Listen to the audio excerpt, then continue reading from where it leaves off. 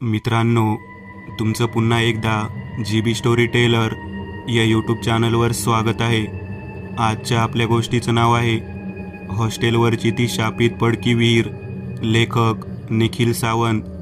पण गोष्ट सुरू करण्याआधी जर कोणी या चॅनलवर पहिल्यांदाच आलेले असाल तर त्यांनी या चॅनलला सबस्क्राईब करायला विसरू नका. चला तर मग अजिबात वेळ न घालवता गोष्टीला सुरुवात करूया.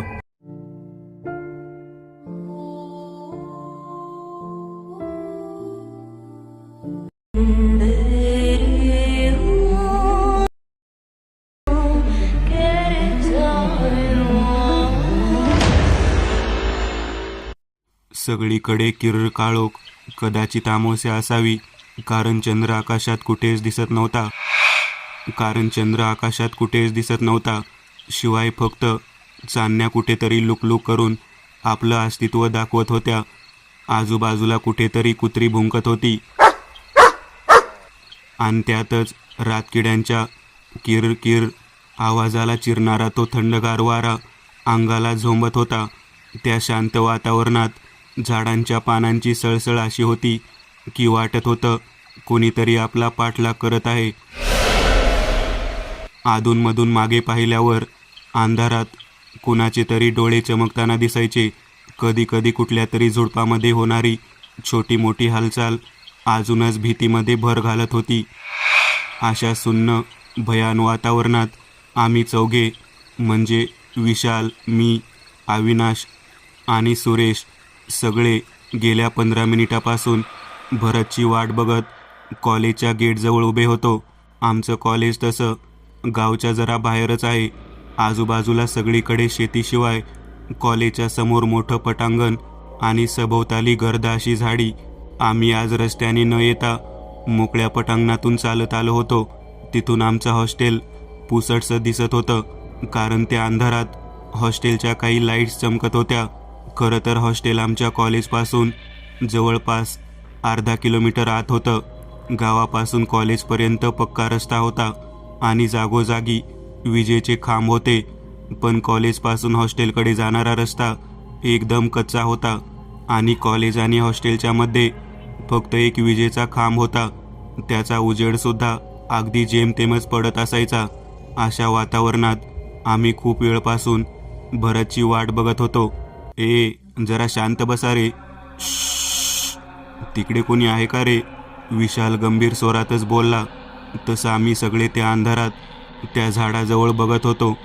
काळाकुट्टा अंधार आणि त्यावर पडणाऱ्या पुसटच्या उजेडामुळे असं वाटत होतं की त्या झाडावर कोणीतरी पाय सोडून बसला आहे. सगळे घाबरून एकटक त्याकडे बघत होतो. खरं तर मगापासून मस्ती करणारे आम्ही आता मात्र भीतीच्या छायेत गेलो होतो. मी कसं बसं धाडस करून थोडं पुढे गेलो आणि कळलं कुठलं तरी पांढरं कापड झाडाच्या एका फांदीला अडकून वाऱ्यामुळे इकडून तिकडे हालत आहे. ते पाहून आम्ही सगळे पुन्हा एकमेकांवर हसायला लागलो. अरे अजून कुठे राहिला हा भरत? मी सुरेशकडे बघतच म्हणालो. याचं हे नेहमीचं झालंय. बहुतेक याने आज टांग दिली असेल. रात्रीचे आता 10:15 झालेत, अजून याचा पत्ता नाही. सुरेश जरा रागातच म्हणाला, चला जाऊयात आपण, त्याला येऊ द्या एकट्याला. आज गेल्या 8 दिवसांपासून आम्ही सगळे ग्रुप स्टडीसाठी हॉस्टेलवर आमच्या बाकीच्या वर्गमित्राकडे जात होतो. आता हे सगळे भरतला सोडून जायच्या गोष्टी करत होते आणि मला भरतची काळजी राहून राहून मनात भीतीने घर करत होती. भरत हा आमच्या पांडवातला एक भित्रा मित्र. रात्री अगदी वॉशरूमला जाताना सुद्धा दोघांना सोबत घेऊन जायचा. तो इतका भित्रा असण्याचं कारण सुद्धा तसं होतं. भरतला लहानपणापासून आपल्या आजूबाजूला असणाऱ्या निगेटिव्ह गोष्टींची जाणीव व्हायची, त्यामुळे तो शक्यतो अनोळखी ठिकाणी जायचं टाळायचा. एकदा तर आमच्या कॉलेजची एक दिवसीय सहल जवळच्याच अभयारण्यात गेली होती. तर तिथे गेल्यावर भरत एका झाडाखाली बसून एकटक आकाशाकडे बोट दाखवत शून्यात हरवून शांत बसला होता. त्यावेळेस आम्ही त्याच्या गोष्टींकडे दुर्लक्ष केलं होतं, पण त्याचा खरा अनुभव आम्हाला तेव्हाच आला जेव्हा गेल्या वर्षी आमच्या ग्रुपमधल्या सुरेशचे वडील अचानक हृदयविकाराच्या झटक्याने सर्वांना सोडून गेले होते. सुरेश आमचा जीवाभावाचा मित्र असल्यामुळे त्याच्यावर आलेलं संकट हे आमच्यासाठी सुद्धा तितकंच दुःखद होतं. सुरेशच्या वडिलांची मृत्यूची बातमी ऐकून आम्ही सगळे गडबडीतच त्याच्या घरी पोहोचलो होतो. तिथे गेल्यावर आम्ही पाहिलं की सगळीकडे रडारड चालू आहे. सुरेश आणि त्याच्या आईची रडून रडून अक्षरशः दातखिळी बसली होती. कसंबसं आम्ही त्या दोघांनाही सावरत होतो. दारात व घरात गावातली लोक जमा झाली होती. या सर्वांच्या मध्ये आम्ही सुरेशला धीर देण्याचा प्रयत्न करत होतो, पण सुरेश मात्र टाहो फोडून रडत होता. तिथली परिस्थिती खूप हृदयद्रावक होती. सुरेशची मोठी बहीण पुण्याला असल्यामुळे ती येईपर्यंत त्यांच्या वडिलांचं पार्थिव शरीर घरातच ठेवलं होतं. जवळपास संध्याकाळी 7च्या सुमारास सुरेशची बहीण आली आणि येताच तिने सुद्धा मोठा हंबरडा फोडला. आता जास्त वेळ ते पार्थिव तिथं न ठेवता सगळे तिरडी घेऊन स्मशानभूमीकडे जाऊ लागले. स्मशानभूमी गावापासून थोडी लांब नदीकाठी होती. स्मशानभूमी सगळीकडे नीरव शांतता पसरली होती. आज खऱ्या अर्थाने तिचे वास्तव कळत होते. सगळीकडे हळूहळू अंधार पसरायला सुरुवात झाली होती. आमच्याशिवाय आसपास कोणी दिसत नव्हते. सगळे विधी आटपायला जवळपास अर्धा तास लागला. सुरेशने शेवटचा आपल्या वडिलांच्या पाया पडून त्यांच्या चितेला भडाग्नी दिला. त्याच्या उजेडात सगळ्यांचे फक्त चेहरे दिसत होते, पण मगापासून भरत मला कुठेच दिसला नव्हता. आता सगळे परतून घरी जायला निघाले. आम्ही सुरेशला सांभाळत घरच्या दिशेने येत होतो. थोडं पुढं आल्यावर मी मागे वळून पाहिलं तर स्मशानात सुरेशच्या वडिलांचं पार्थिव जळत होतं आणि त्याचे निखारे आजूबाजूच्या अंधारात थोडा उजेड टाकत होते. असं वाटत होतं की कुणीतरी त्या अंधारात उभा आहे आणि भीतीपोटी मी पटकन पुढे पाहिलं आणि सगळ्यांसोबत पुन्हा घराच्या दिशेने निघालो. यात मात्र एक गोष्ट मला खटकत होती, ती म्हणजे आमच्या ग्रुपमधील भरत नेहमी कुठेतरी गायब व्हायचा. कधी गर्दीत तर कधी त्यांच्या घराच्या मागील बाजूस कुणासोबत एकटाच बडबड करत बसायचा. नेहमी घाबराघुबरा असायचा. खरं तर त्याच्या वागण्याचा आम्हाला रागच आला होता, पण तिथली परिस्थिती पाहून आम्ही सर्व गप्प होतो.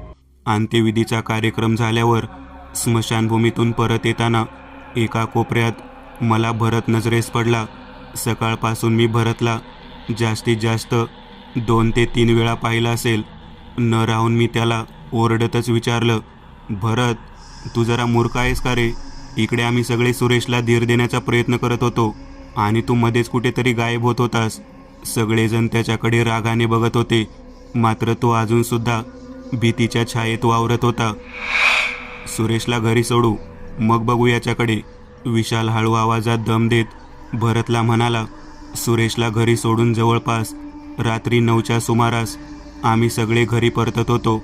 वाटेत अडवून आम्ही सगळे भरतला विचारू लागलो, काय रे, काय झालं होतं तुला सकाळपासून? सुरेशला जेव्हा आपल्या मदतीची गरज होती तेव्हा तू कुठे गायब व्हायचास? भरत मात्र एकटक त्या स्मशानाच्या रस्त्याकडे बघत घाबरत दचकत चालत होता. खरं तर त्याच्या तोंडातून एक सुद्धा शब्द फुटत नव्हता.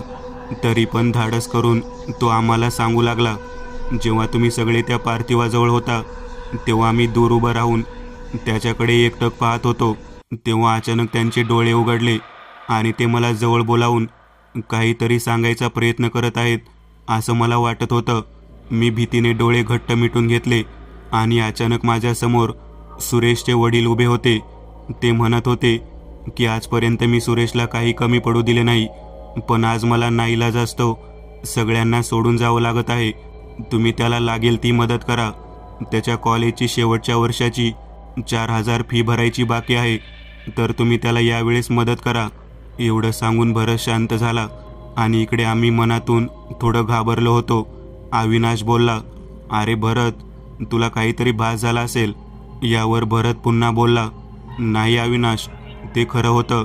म्हणून तर मी सकाळपासून त्या प्रेताजवळ जास्त येत नव्हतो. मी म्हणालो, आता याचा जास्त विचार करू नकोस. काय खरं आणि काय खोटं ते उद्या कॉलेजमध्ये गेल्यावर पाटील सरांना विचारून कळेल.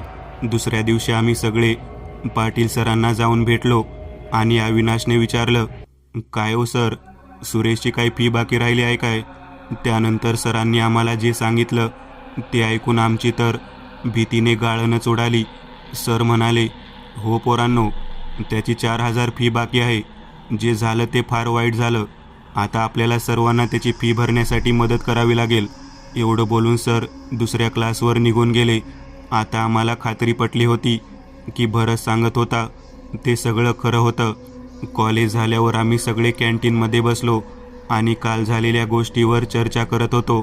तेव्हा भरतने त्याच्यासोबत घडलेली अजून एक घटना आम्हाला सांगितली.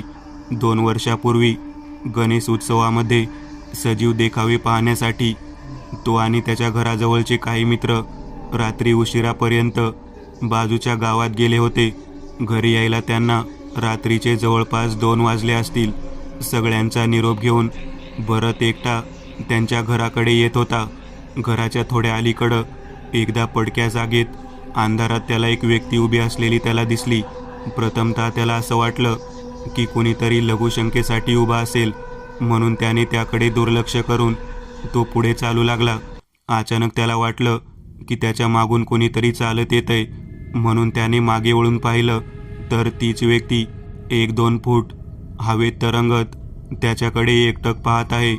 ते दृश्य पाहून तो ओरडतच घराकडे पळत गेला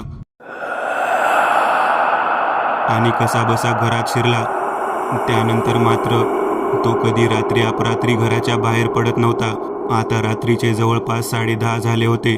सगळे वैतागून हळूहळू हॉस्टेलकडे चालत जात होतो. मी मात्र अधूनमधून भरत मागून येतोय का ते बघत होतो, पण अंधार फार असल्यामुळे मला दूरचं फार काही दिसत नव्हतं. मग सारखं मागे मागे बघताना विशाल म्हणाला, अरे आता त्याची वाट बघू नको, आज त्याने आपल्या सर्वांना टांग दिली आहे. आता आम्ही अर्ध्या रस्त्यात पोहोचलो होतो. विजेच्या खांबाजवळून जाता जाता मी एक मोठा दगड हातात उचलला आणि रस्त्यालगत असणाऱ्या विहिरीत टाकला. विहिरीत पाणी असल्यामुळे पाण्याचा मोठा आवाज झाला.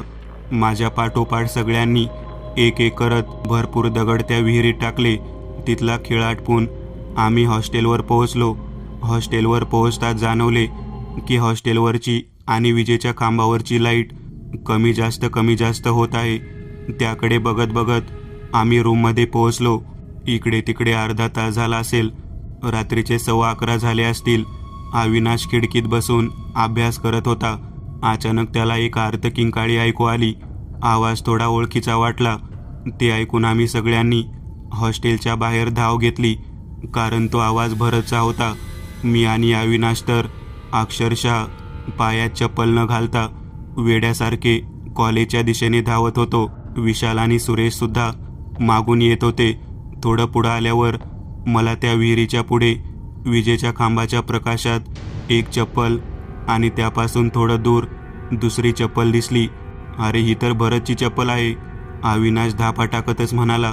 ती चप्पल तिथेच टाकून आम्ही कॉलेजच्या दिशेने पळत सुटलो, पण भरतचा कुठेच पत्ता दिसत नव्हता.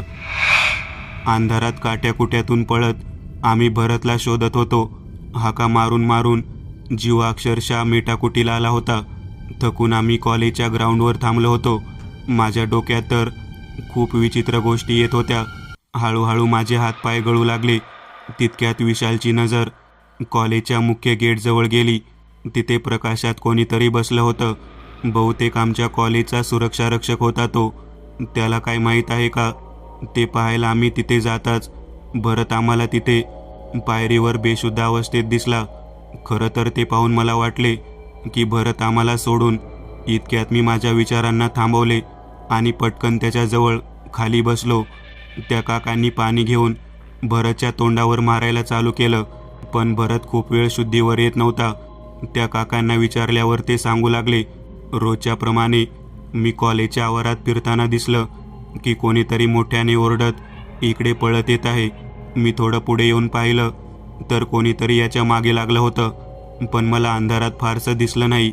म्हणून मी याच्या मदतीला थोडं पुढे गेलो तर मला दिसलं की अंगावर पांढरा शर्ट घातलेला 4-5 वर्षांचा मुलगा याच्या मागे लागला होता. खरं तर त्याला पाहूनच मला सगळा प्रकार कळला होता. तुमचा मित्र माझ्या पायापाशी येऊन पडला. मी त्याच रस्त्याकडे पाहत होतो तेव्हा तो मुलगा मला तिथेच उभा असलेला मी पाहिलं. आणि त्याच्याजवळ अजून एक व्यक्ती उभी होती. मी कसाबसा याला घेऊन आत आलो आणि पाणी आणायला आत गेलो. तेवढ्यात तुम्ही आलात. भरत आता हळूहळू शुद्धीवर येत होता. त्याला असं पाहून मला जरा हायसं वाटलं. आम्हाला पाहून तो भीतीने रडू लागला आणि सारखं आमच्या मागे असणाऱ्या रस्त्याकडे बोट दाखवू लागला.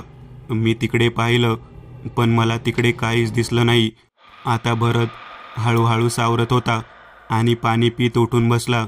त्याला शांत करून आम्ही त्याला विचारू लागलो, हे बघ भरत, घाबरू नको, आम्ही आहोत ना.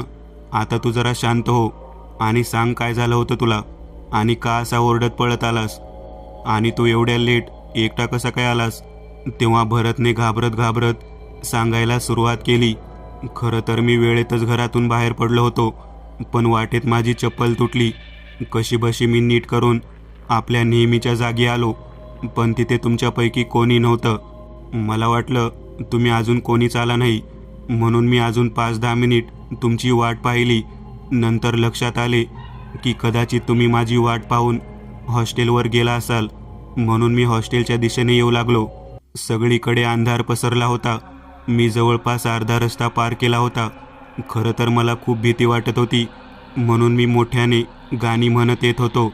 थोडं पुढं आल्यावर मला विजेच्या खांबाजवळ, म्हणजे त्या विहिरीच्या बाजूला, कोणीतरी हिरव्या ड्रेसमध्ये उभं असलेलं दिसलं. त्याच्या कमरेवर पांढऱ्या रंगाचं बोचकं होतं. ती व्यक्ती उजेडापासून थोडी दूर उभी असल्यामुळे मला नीट दिसत नव्हतं. मी 1-2 पावलं पुढे टाकून पाहिलं असता मला दिसलं की ती व्यक्ती म्हणजे हिरवी नऊवारी साडी घातलेली बाई होती. तिचे केस मोकळे सोडलेले होते. चेहरा नीट दिसत नव्हता. तिचं अंग पाण्याने भिजलेलं होतं. तिची उंची जरा असाधारणच वाटत होती. अंगावरून पाणी टपटप खाली पडत होतं आणि तिच्या कमरेवर ते बोचकं नसून एक 4-5 वर्षाचं बाळ बसलेलं होतं. अंगात पांढरा शर्ट तेवढा त्या अंधारात स्पष्ट दिसत होता. समोरील दृश्य पाहून माझे तर हातपाय गार पडले होते. असं वाटत होतं की माझे पाय कुठल्या तरी बर्फात अडकून पडले आहेत. मी खूप प्रयत्न करत होतो मागे सरकायचा, पण माझे पाय माझी साथ देत नव्हते. आता ती बाई तिच्या बाळाला घेऊन एक पाऊल पुढे टाकत होती. जेव्हा ती त्या खांबाच्या प्रकाशात आली तेव्हा तिचा चेहरा मला नजरेस पडला. चेहऱ्यावर जागोजागी जखमा दिसत होत्या. असं वाटत होतं की कुणीतरी तिच्या पूर्ण शरीराचे लचके तोडून टाकले आहेत. अचानक ती थांबली आणि तिच्या कमरेवर बसलेलं ते बाळ खाली उतरलं. त्याचे दोन्ही पाय उलटे दिसत होते. त्याचे हात अक्षरशः जमिनीला टेकले होते. त्याने एकटक माझ्याकडे पाहिलं आणि कर्णकर्कश किंकाळी फोडत त्याने माझ्याकडे धाव घेतली. तशी वीज चमकावी अशी एक जोराची कळ माझ्या छातीत आली. शरीर पूर्ण थंड पडलं होतं. हृदयाच्या ठोक्यांचा आवाज मला स्पष्टपणे येत होता. असं वाटत होतं कदाचित कोणत्याही क्षणी ते बाहेर येईल. मला काही सुचत नव्हतं आणि माझा पाय वीतभरसुद्धा हालत नव्हता. मनात मोठ्याने देवाचा धावा सुरू केला. ओरडण्याचा खूप प्रयत्न केला, पण तोंडातून एक शब्दसुद्धा फुटत नव्हता, कारण तोंडावर माझा ताबाच राहिला नव्हता. पण कुणास ठाऊक काय चमत्कार झाला आणि अचानक माझे पाय मोकळे झाल्यासारखे वाटले. वेळ न घालवता मी ओरडतच तिथून पळत आलो. खरं तर मागे वळून बघायची हिंमत होत नव्हती, पण पळता पळता मागे पाहिल्यावर मला दिसले की तो मुलगा माझ्यापासून फक्त 8-10 फुटांवर होता आणि त्याच्या मागे ती बाई माझ्याकडं रागाने बघत वाऱ्याच्या वेगाने धावत येत होती. त्यांचं ओरडणं चालूच होतं. एका क्षणाला त्याने मला पकडलंच होतं, पण हाताला हिसका मारून मी कसं तरी त्याच्या तावडीतून सुटलो होतो. मला आता सुचत नव्हतं कुठे पळावं. अंधारात मी अनवाणी त्या रस्त्यावरून धावत होतो. काटेरी झुडपातून पळताना हातातून अक्षरशः रक्त येत होतं आणि पायात चप्पल नसल्यामुळे टोकदार दगड टोचून पायाची चाळण झाली होती. एका क्षणाला वाटत होते की आज माझा शेवट आहे, पण मी शेवटपर्यंत पळत राहिलो. अचानक मला कॉलेजच्या मेन गेटवर थोडा प्रकाश दिसला आणि मी त्या दिशेने धावू लागलो. पुढे कोणीतरी दिसत होतं.